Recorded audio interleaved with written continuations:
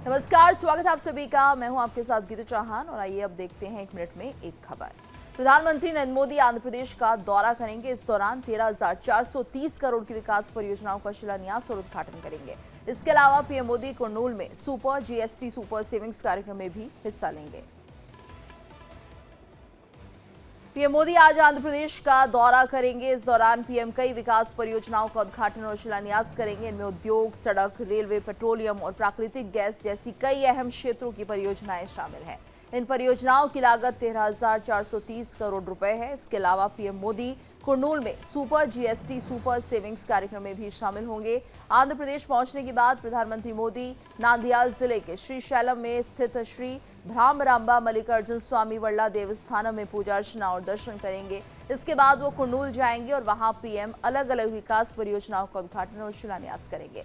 PM Modi Sabbavaram से शीलानगर तक 6 लेन के ग्रीनफील्ड राजमार्ग की भी आधारशिला रखेंगे, जिसकी लागत 960 करोड़ रुपए से ज्यादा है। ये परियोजना विशाखापट्टनम बंदरगाह शहर में ट्रैफिक कम करने और व्यापार और रोजगार को बढ़ावा देने में मददगार साबित होगी। इसी के साथ ही पीएम मोदी ऊर्जा क्षेत्र में गेल इंडिया लिमिटेड की श्रीकाकुलम अंगुल प्राकृतिक गैस पाइपलाइन का उद्घाटन करेंगे, जो आंध्र प्रदेश में 124 किलोमीटर और ओडिशा में 298 किलोमीटर तक फैली है।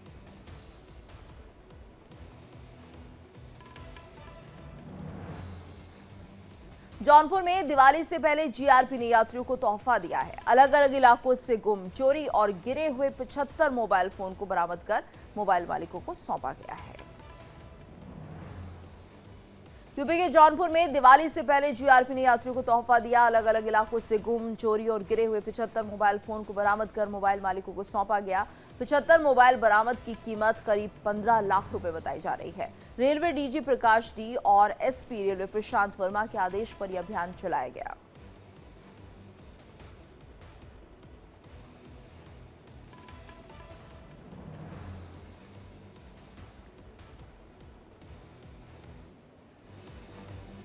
दिवाली से पहले राजधानी दिल्ली में बड़े खेल का पर्दाफाश किया गया है। पुलिस ने नकली फैक्ट्री पर छापा मारकर भारी मात्रा में नकली क्लोजअप टूथपेस्ट और इनो का जखीरा जब्त किया है। दिल्ली के नॉर्थ डिस्ट्रिक्ट से एक चौंकाने वाली खबर सामने आई है। यहाँ के जगतपुर गांव में गुप्त फैक्ट्री चल रही थी, जहां नकली टूथपेस्ट और इनो का उत्पादन किया जा रहा था। ये वही उत्पाद है जिन पर आमतौर पर लोग आंख मूंदकर भरोसा करते हैं। पुलिस ने तकरीबन 25,000 नकली टूथपेस्ट ट्यूब्स और भारी मात्रा में कच्चे माल को जब्त किया है। वजीराबाद थाना पुलिस ने इस फैक्ट्री पर छापेमारी की, जिसमें भारी मात्रा में नकली टूथपेस्ट और इनो के पैकेट बरामद हुए।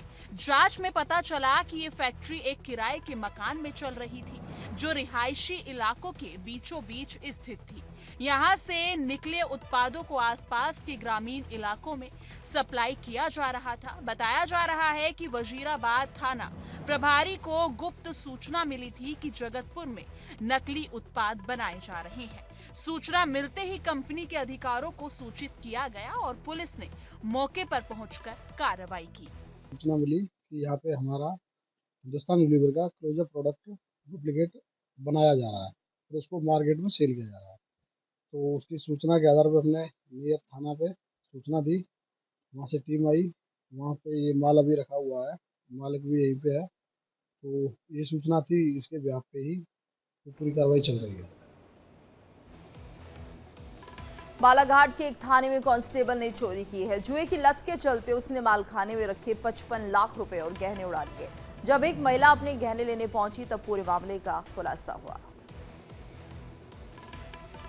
एमपी के बालाघाट से एक चौंकाने वाला मामला सामने आया है। यहाँ कोतवाली थाने के मालखाने में रखी 55 लाख रुपए की नकदी और लगभग 10 लाख रुपए के सोने चांदी के गहने गायब हो गए हैं। जांच में खुलासा हुआ है कि मालखाना incharge head constable Rajeev Pandre ने ये रकम जुए में हार गया। पूरे मामले का खुलासा तब हुआ जब एक फरियादी महिला थाने में अपने पैसे लेने के लिए पहुंची थी। वो कोर्ट से जुड़ी प्रक्रिया पूरी करने के बाद अपने पैसे लेने के लिए हेड कांस्टेबल के पास गई, लेकिन वो बार बार टोल मटोल करता रहा। जी हाँ, इसके बाद परेशान महिला ने थाना प्रभारी समेत पुलिस अधिकारियों से शिकायत की। महिला की शिकायत के बाद थाना प्रभारी ने जब हेड कांस्टेबल को मशरूका लाने के लिए कहा तो आरोपी ने खुद को माल खाने में बंद कर लिया और आत्महत्या की कोशिश की। हालांकि मौजूद स्टाफ ने उसे किसी तरह बाहर निकाला। इसके बाद पुलिस अधिकारियों की एक टीम ने जब माल खाने की जांच की तो ये पूरा मामला उजागर हुआ। माल खाने से लाखों की नकदी और जेवरात गायब मिले। पुलिस ने आरोपी से पूछताछ के बाद सोने चांदी के जेवरात बरामद कर लिए हैं। वहीं पुलिस की टीम अब उसके दूसरे ठिकानों पर जांच कर रही है। यूपी के बुलंदशहर में 18 महीने की मासूम बच्चे की हत्या कर शव को संदूक में छिपाने का मामला सामने आया है। पुलिस ने आरोपी को गिरफ्तार कर मामले की जांच पड़ताल शुरू कर दी है। यूपी के बुलंदशहर से एक दिल दहला देने वाला मामला सामने आया है, जहां एक 12वीं के छात्र ने पड़ोस में रहने वाले 18 महीने के बच्चे की बेरहमी से हत्या कर दी। इसके बाद बच्चे के शव को संदूक में छुपा दिया। इस घटना के बाद पूरे इलाके में हड़कंप मच गया। बताया जा रहा है कि सियाना के नित्यानंद नंगली गांव में रहने वाले पुष्पेंद्र का 18 महीने का बच्चा माधव देर शाम को अचानक लापता हो गया था, जिसके बाद परिजनों ने उसकी तलाश शुरू की, लेकिन उसका पता नहीं चला। बाद में परिवार ने बच्चे के लापता होने की सूचना पुलिस को दी। पुलिस ने जब मामले की जांच शुरू की तो शक के आधार पर पड़ोस में रहने वाले युवक के घर में तलाशी शुरू की गई। तलाशी के दौरान बच्चे का शव रजाई से लिपटा हुआ मिला। आरोपी ने बच्चे के शव को रजाई में छुपाकर संदूक में रख दिया था। आरोपी छात्र की बच्चे के माता पिता से किसी बात को लेकर मनमुटाव हो गया था, जिसके बाद वो परिजनों से रंजिश मानने लगा था और इसी रंजिश के चलते उसने इस खौफनाक वारदात को अंजाम दिया। दिवाली आते ही धौलपुर के मूर्तिकारों के चेहरे खिल गए हैं। उनकी बनाई हुई मूर्तियां जिले के सभी सीमावर्ती राज्यों में भी सप्लाई के लिए भेजी जाती हैं।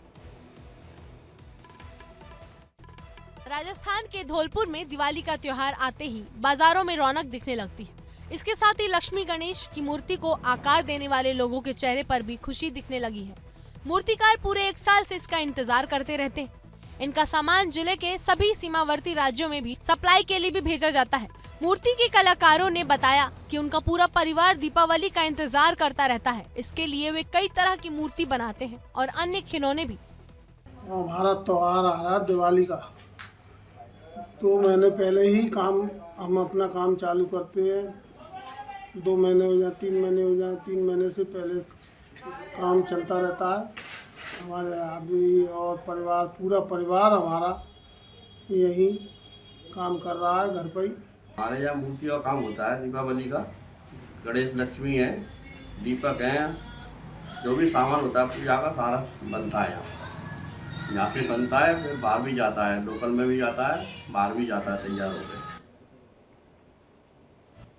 यूपी के आगरा में पुलिस ने भारी मात्रा में अवैध आतिशबाजी जब्त की है। सारी आतिशबाजी एक घर में स्टॉक की गई थी। इसकी कीमत लाखों रुपए में बताई जा रही है। यूपी के आगरा में पुलिस ने बड़ी कार्रवाई की है। पुलिस ने भारी मात्रा में अवैध पटाखे जब्त किए हैं। सारे पटाखे एक घर में स्टॉक की गई थी।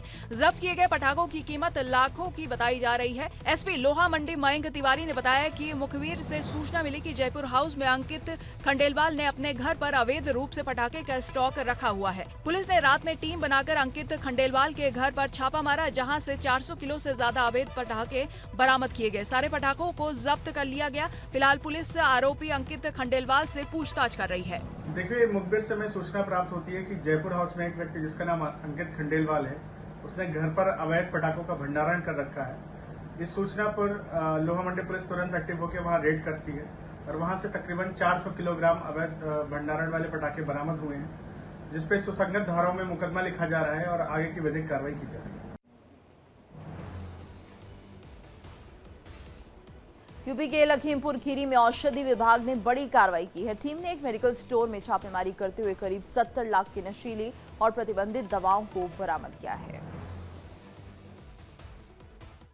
यूपी के लखीमपुर खीरी में औषधि विभाग और पुलिस की संयुक्त टीम को एक बड़ी सफलता हाथ लगी है। टीम ने छापेमारी कार्रवाई करते हुए भारी मात्रा में नशीली और प्रतिबंधित दवाओं को बरामद किया है। साथ ही 3 लोगों को गिरफ्तार भी किया है। ये कार्रवाई गोला इलाके के पीयूष मेडिकल स्टोर और एजेंसी पर की गई। बताया जा रहा है कि इस मेडिकल स्टोर में प्रतिबंधित दवाएं बेची जा रही थी। इसकी सप्लाई लखीमपुर खीरी के साथ साथ आसपास के अन्य जिलों में भी की जाती थी। कार्रवाई के दौरान 70 लाख रुपए से ज्यादा के नशीले कैप्सूल और गोलियां बरामद की गई। थाना क्षेत्र गोला में ड्रग इंस्पेक्टर लखीमपुर खीरी और स्थानीय पुलिस के द्वारा एक सूचना पर एक दवा व्यवसायी के यहाँ दबिश दी गई।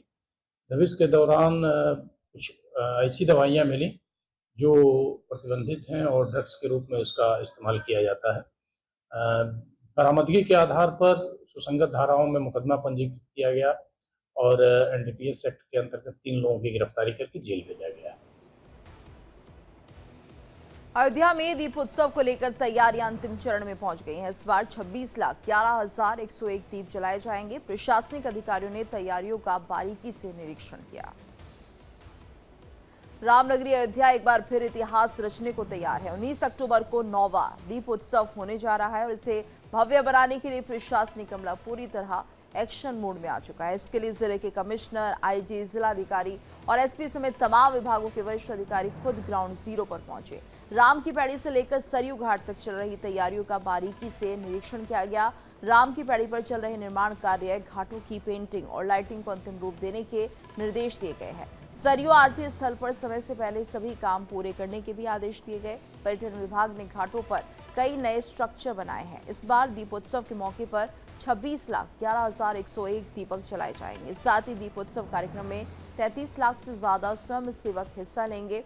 हर स्थल चिन्हित कर दिया गया है। प्राचीन कुंडों को भी दीपों से सजाया जाएगा। सिर्फ दीप नहीं, भक्ति और परंपरा का भी संगम होगा। बता दें कि पिछले साल 25 लाख दीप जलाकर 2 वर्ल्ड रिकॉर्ड बनाए गए थे। इस बार संख्या और आयोजन दोनों में और भी ज्यादा भव्यता होगी।